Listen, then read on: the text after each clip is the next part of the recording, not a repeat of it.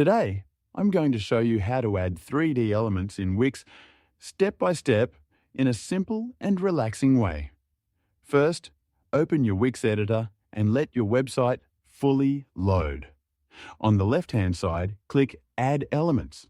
Scroll down until you find 3D elements, or look for sections like Shapes and Interactive Media that support 3D objects. Take a moment, browse the options, and choose the 3D element you like. Click Add to Page to place the 3D element on your site. You can now drag it, resize it, and position it wherever you want.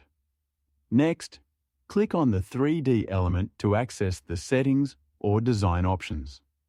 Here, you can adjust rotation, animation, and depth to make it interactive or visually appealing. Once everything looks perfect, make sure to save your work. And there you have it.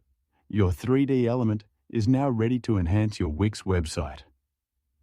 If you enjoyed this video, don't forget to subscribe, and thank you so much for watching.